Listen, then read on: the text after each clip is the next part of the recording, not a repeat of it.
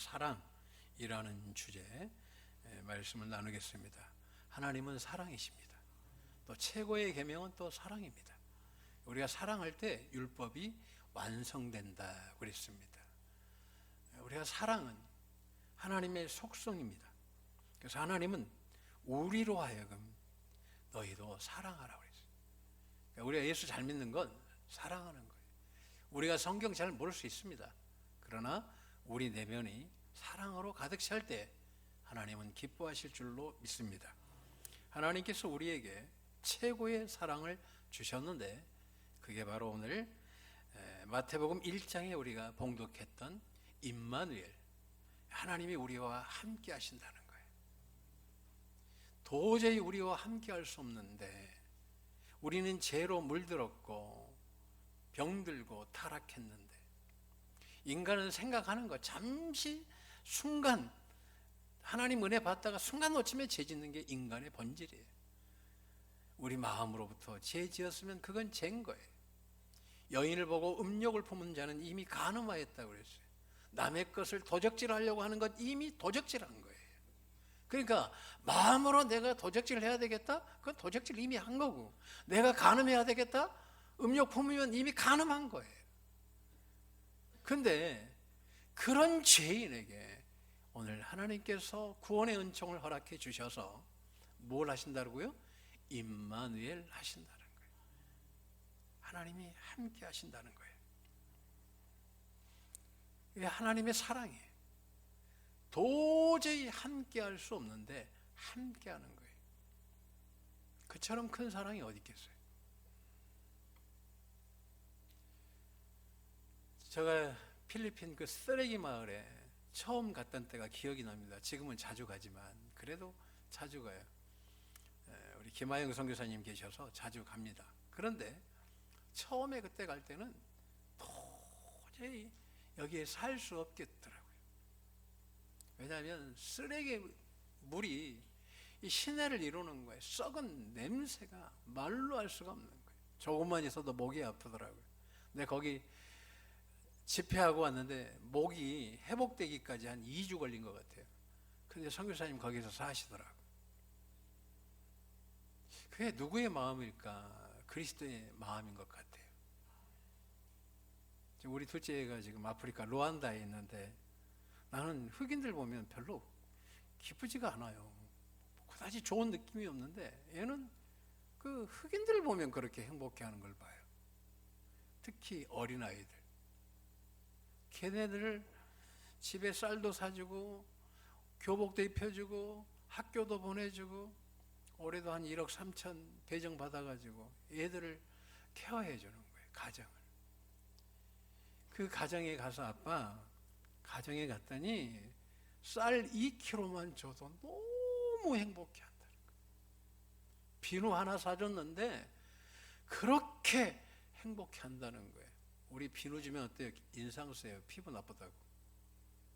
거기는 행복해 한다는 거예요. 감사를 다시 배운다고 하더라고요. 제가 왜 저럴까? 그런다고 정신이 이상한 건 아닌 것 같은데 정상인데 그게 그리스도의 마음인 거예요. 걔들하고 함께하고 싶은 마음. 그러면서 참 내가 하나님 자녀로 허락했지만 참 특이하다 할 때가 있어요. 자, 그런데요 오늘 본문에 임마누엘에 대해서 잘 나오는 은혜가 제가 묵상하다가 어딜까 신구약을 쫙 묵상하다가 오늘 내 마음에 성령님께서 감동 감아 주신 말씀이 오늘 누가복음 15장 말씀이에요. 이 누가복음 15장은 천국에 관한 비유예요. 세 가지로 이렇게 비교해서 말씀을 하죠. 자, 그런데 오늘 내용은 그렇습니다. 오늘 이것은 임마누엘, 오늘 이 아버지는 바로 예수님을 상징하고 이 한 아들은 지금 정말 교회를 떠났다가 다시 돌아오는 아들, 또 여전히 교회 안에 있지만 임마누엘의 은혜를 누리지 못하는 그러한 아들. 그래서 두 아들이 있는데 두 아들이 임마누엘, 더 나아가서 하나님의 사랑을 경험하지 못한 상태에 있는 것을 말씀하고 있어요. 여러분, 신앙은 하나님의 사랑을 받아야 되는 거예요. 오늘 이 시간 여러분 하나님의 사랑을 받길 주님의 이름으로 축원합니다. 정말 하나님이 나를 사랑하시는구나, 이걸 깨닫는 거예요. 바로 그 시간이 예배 시간이에요. 한번 따라하겠습니다. 주님이 나를 죽기까지 사랑하십니다. 지금도 사랑하십니다. 앞으로도 사랑하십니다. 아멘. 두 아들이 있었습니다. 한 아버지가. 그런데 어느 날 둘째 아들이 찾아오는 거예요. 아들이 아버지에게 말을 합니다. 아버지, 저에게 재산을 좀 주세요. 어떤 재산? 아버지가 돌아가시면 내가 물려받을 유산을 좀 주세요. 그래? 그래, 주마. 아버지가 줬어요. 분깃을 줬어요. 이 분깃이라는 말은 살점의 일부인 거거든요. 그러니까 아버지 평생에 살점같이 여긴 재산을 자식이니까 떼어준 거예요. 그걸 가지고 갔어요. 먼 나라로 갔다고 그랬어요. 가가지고 돈이 있으니까 친구들도 있고 놀기 시작합니다. 여기에서 성경은 방탕하다 그랬어요. 이 방탕하다는 말은 원어적인 의미는 이 중심을 잃어버렸다, 이런 뜻이에요. 아버지 옆에 있을 때는 중심이 잡혀가지고 살았는데 중심을 잃어버리니까 뭐 하냐면 장녀촌에 가고 술집 가고 방탕하다는 거예요. 여기에 방탕하다는 의미는 추죄하다라는 의미도 있어요. 추하고 더러운 생활을 계속한 거예요. 문제는 그런 생활을 하다 보니까 돈을 다 잃어버린 거죠. 돈이 다 떨어졌는데 참 이게 문제가 또 생긴 거죠. 어떤 일이 벌어지냐면 그 해에 흉년이 든 거예요. 그러니까 거기에 먼 타국에서 이 돈도 다 떨어졌어요. 먹을 것도 없는 상태가 된 거예요. 그래서 어느 한 사람을 알았어요. 어떤 사람이냐면 이 시골에, 이 원어도 이제 시골이라고 나와요. 시골에서 돼지 농사하는 사람을 만난 거예요. 거기에서 뭘 이제 하냐면 돼지를 먹이를 주는데 자기가 먹을 게 없네. 그러니까 본인도 돼지와 같은 밥을 먹는 거예요. 이전에는 아버지가 준 이 분깃으로 마음껏 화려한 밥상을 받았는데 이제는 돈이 다 떨어지고 흉년까지 들어서 돼지 옆에서 돼지와 함께 사는 그가 먹는 열매가 쥐엄 열매라고 그래요. 한번 영상 한번 띄워줄래요? 이게 쥐엄 열매예요. 마치 우리 콩처럼 나무로 생긴 건데 저 씨를 이제 먹은 거예요. 예, 넘겨도 됩니다. 그래서 저 쥐엄 열매를 먹은 거예요. 근데 저것도 배불리 먹을 수가 없어. 돼지가 언제 잘 먹으니까 먹이다 보면 자기 먹을 게 없는 거예요. 그래서 배가 너무 고프니까 이제 정신이 좀 돌아왔어요. 그때부터 넋두리 하는 거예요. 내 아버지 집에는 먹을 것이 많은데, 심이 많은데, 우리 아버지 집에는 심이 많은데 내가 지금 뭐 하고 있나. 그래서 이가 이제 결단을 합니다. 내가 아버지 집으로 가야 되겠다. 임마누엘 해야 되겠다. 그래서 아버지 품으로 가는데 이제 터벅터벅 걸어가는데 뭐가 신기루처럼 그 앞에 뭐가 사람이 서 있는 것 같고 뭐가 서 있는 것 같은 게 있어요. 점점 가보니까 아버지야. 매일 자식을 기다리는 아버지. 아버지는 당장 알아보는 거예요. 그 아버지가 그 아들에게 와가지고 목을 탁 잡고 얼굴을 비비면서 뽀뽀한 거죠. 키스했더라. 그 유럽 사람들 보면, 제가 가보면 인사할 때 가족들은요 막 서로 막 얼굴을 비비는 거예요. 근데 아버지가 아들을 탁 보자마자 그냥 얼굴을 비비는 거예요. 내 아들아, 내 아들아. 여러분, 오늘 이 예배 시간이 그런 시간이에요. 여러분이 힘들고 어려운 거 주님이 다 하시고 이 예배 때 앉아있으면 주님이 목을 잡아서 얼굴을 비벼주시면서 내가 다 안다는 거예요. 오늘 여러분의 응답이 어디에 있습니까? 임마누엘 안에 있는 거예요. 아들이 왔어요. 타락하고 더러운 자식, 심지어 형제마저도 손가락질 할 수밖에 없는 정말 버려마땅한 자식을 아버지는 버리지 아니하시고 그를 안으셔서 하인들에게 그렇게 말합니다. 옷을 바꿔 입혀라. 이 옷은 신분을 말합니다. 아담에게 최초의 가죽옷을 입히는데 바로 죄인된 신분을 말해요. 피 흘림이 없으면 의로워질 수 없는 죄인된 의복이 바로 가죽옷이에요. 여러분, 의사가 의복을 입습니다. 의사복 입죠. 목사는 성의를 입어요. 판사들은 법복을 입습니다. 그래서 옷이라는 것은 신분을 말해요. 나는 종입니다. 도저히 내가 얼굴 부끄러워서 아들이라고 말할 수 없습니다. 그런데 아버지는 아니야, 내 아들이야. 우리에게 주신 최고의 옷이 있습니다. 갈라디아서 5장 27절에 세례를 받는 자는 그리스도의 옷을 입었느니라. 우리는 지금 보이지 않지만 누구의 옷을 입어요? 그리스도의 옷을 입고 있는 거예요. 그래서 여러분의 신분은 누구예요? 하나님의 자녀인 거예요. 왕 같은 제사장인 거예요. 거룩한 소유된 백성인 거예요. 뭘 해서가 아니라 이것은 은혜인 거예요. 하나님이 값없이 주신 선물인 거예요. 내가 노력해서 얻어지는 것이 아니라 하나님 사랑으로 거저 주어진 것이 구원인 거예요. 그래서 우리가 믿을 때에 두 번째는 손가락에다가 반지를 끼워라. 쭉 봤더니 이건 하나의 권세를 이야기해요. 잃어버린 권세를 다시 회복해 주는 거예요. 아들로서의 권세를 다시 부여해 주시는 거예요.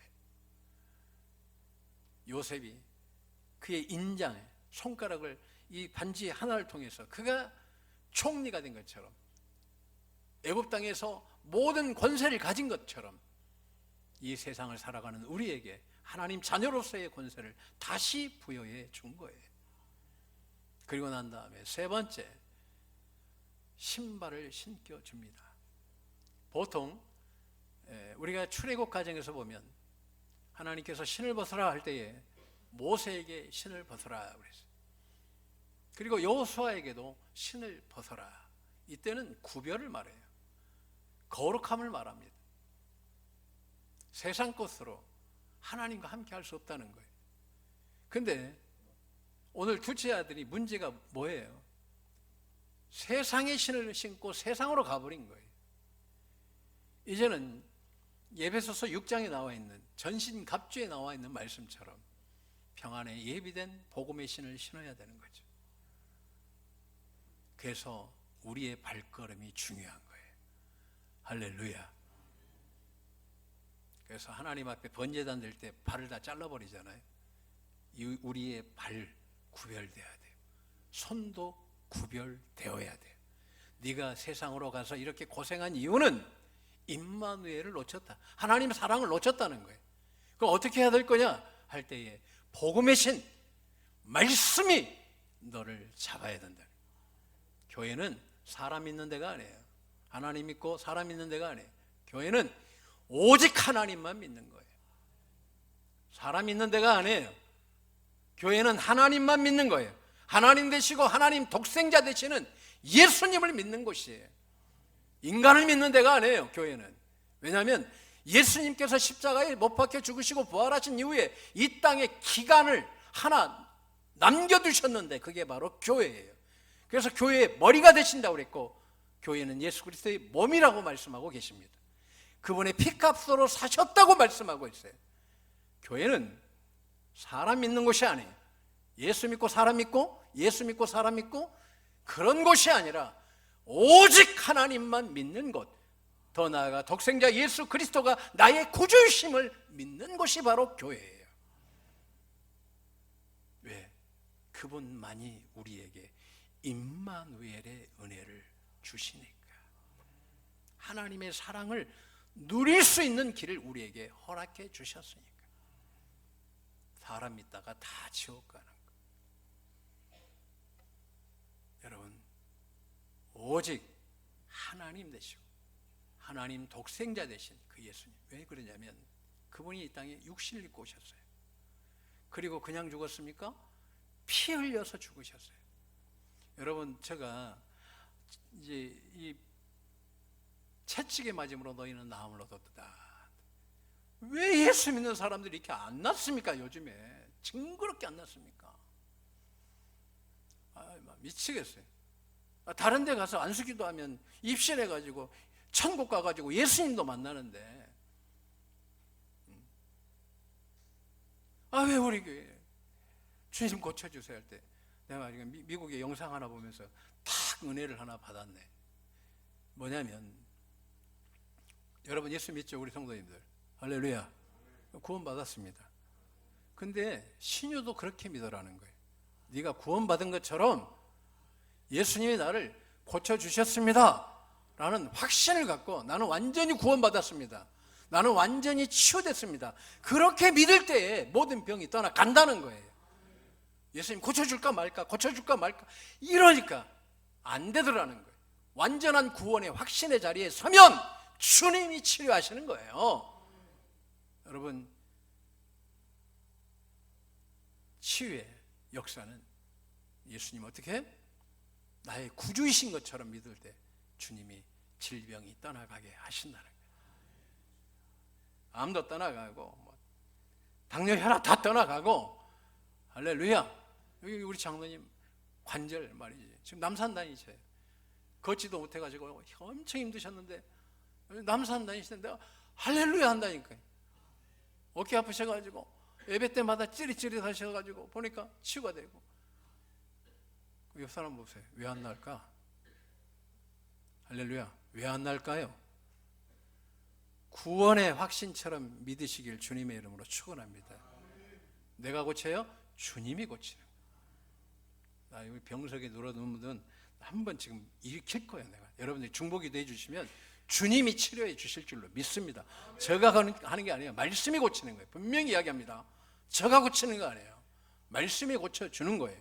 여러분이 믿을 때에. 근데 신발이 잘못되니까 세상으로 빠진 거죠. 잘못된 길로 간 거예요. 인생을 허비한 거예요. 여러분, 교회는 희망 고문하는 게 아니에요. 될까? 된다, 곧 된다, 곧 된다, 곧 된다가 아니에요. 한번 따라했습니다. 지금 회복된다. 지금 치유된다. 믿는 자에게는 능치 못함이 없다고 그랬어요. 핥고 살 수 있거든요. 무슨 말이냐? 믿는 자에게 능치 못함이 없다고 그랬어요. 지금 낫는 거예요. 예배 시간에 낫잖아요. 지금 되잖아요. 다음에 다는 게 어디가 있어요?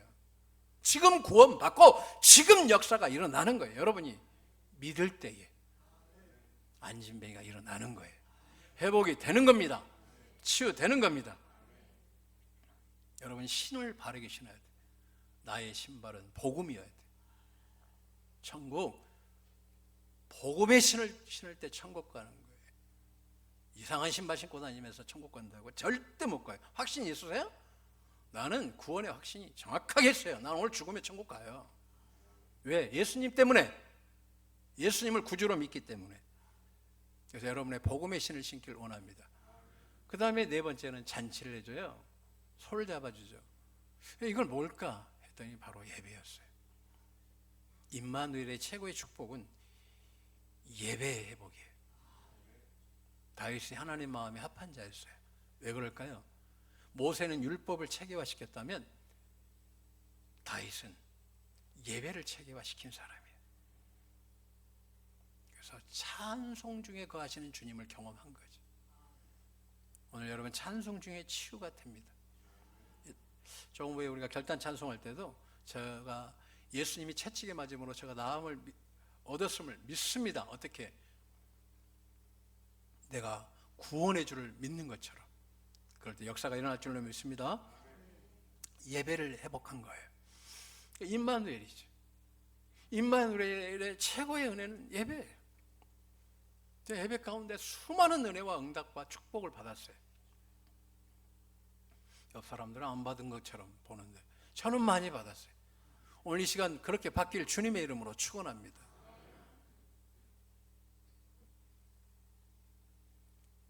이렇게 축제의 시간이 되었는데 큰아들이 왔어요. 작은 아들이 임마누엘을 회복했어요. 하나님의 사랑을 이제 다시 찾았어요. 근데 큰 아들은 요즘으로 말하면 우리 장로님들부터 성도님들 다 말하는 것 같아요. 목사부터 말할 것도 없고. 뭐라고 이야기하냐면 열심히 일하고 이제 온 거예요. 와가지고 화가 난 거예요. 왜냐하면 집에 가면 갑자기 잔치가 났으니까 내가 모르는 잔치가 왜 일어났지? 하인에게 물어봅니다. 무슨 일이야? 둘째 동생이 돌아와가지고 아버지가 너무 좋아하십니다. 죽었다가 살아났다고 저렇게 기뻐하시고 옷도 입히시고 반지도 끼워주시고 그리고 신발도 새로 신기시고 오늘 지금 축제를 하고 계십니다. 그때 이제 머리끝까지 화가 난 거예요. 아버지, 도대체 저에게 이럴 수 있습니까? 저 자식은 창렬촌에 가가지고 돈 다 쓰고 다 버린 자식인데 어떻게 아버지 저에게, 저는 구별되게 살고 바르게 살았는데 저에게는 아버지의 사랑을 주지 않습니까? 그리고 말이죠, 아버지, 내 친구들하고 놀라고 염소 한 마리 주지도 않고 염소 새끼 한 마리도 주지 않고 저 타락한 자식이 돌아오니까 저렇게 큰 은혜와 축복을 주십니까? 어떻게 아버지의 사랑을 저렇게 한없이 주십니까? 저에게는 주지 않고. 그때 아버지가 하는 말이, 얘야 네가 오해하고 있다. 내게 다 너 거잖아. 한번 따라했습니다. 아버지께 내 거다. 그런데 제가 이게 좀 더 묵상해 보니까 이 둘째와 첫째의 차이가 하나가 있어요. 둘째가 뭐 하냐면 늘 아버지께 가서 달라고 그래. 근데 잘못된 길로 가서 다시 와. 이게 뭘까? 기도한 거예요. 큰아들은 아버지 옆에 있으면서 아버지 사랑이 바로 옆에 있는데 안 받고 산 거예요. 누구 잘못이에요? 그렇죠? 아버지께 달라고 하면 줘. 한번 따르겠습니다.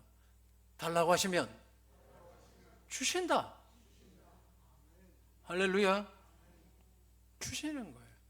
내게 다 너 거야. 한번 따르겠습니다. 아버지께 내 겁니다. 옆 사람 보세요. 그래도 기도 안 하겠습니까? 그래가지고 하나님 앞에 원망하고 막 그러는 거예요. 구해보세요. 주세요. 언제까지 구해요? 응답받을 때까지 하는 거예요. 이게 좀 힘들어. 우리 교회 하나님께서 크게 부흥시켜 주시고 모든 걸 다 해결해 주셨다고 하셨는데 이게 내게 안 되는 거예요. 그래서 죽으라고 기도했어요. 그랬더니 이번 주에 제가 응답을 확실하게 받았죠. 우리 성도님들은 목사님 사랑도 안 해. 여러분 나를 보셨어요. 죽기까지 기도하는 거예요. 할렐루야. 신방도 제대로 못하고 목회 계획도 못 세우고 이거 저 사람이 목회를 하나 안 하나 할 정도로 목숨 걸고 기도하는데 딱 세 가지를 주시는 거예요. 앞으로 교회는 철저하게 성령님이 인도하시는 교회가 되어야 된다. 앞으로 복음을 다시 깊게 크게 증거하는 교회가 되어야 된다. 그러기 위해서 깊은 회개를 계속하라. 이 세 가지를 응답 주시면서 이것이 네가 계속 실행해 갈 때 교회는 놀라운 변화, 성령님이 이끄시는 교회, 사도행전에 성령님께서 폭발적으로 부흥시켰던 것처럼 너가 하는 게 아니라 성령님이 하시는 거야. 무엇으로? 복음으로, 예수 그리스도의 이름으로 네가 그것을 이루기 위해서는 끊임없이 거룩한 자리에 서 있으면 되는 거야. 우리 교회는 부흥합니다. 부흥합니다. 주님이 다 해결하십니다. 제가 그랬어요. 1월 달부터 이제 본격적으로 목회한다. 왜? 응답 받았으니까. 100배의 축복이 있을 줄로 믿습니다. 할렐루야. 여기 60배의 축복이 있을 줄로 믿습니다.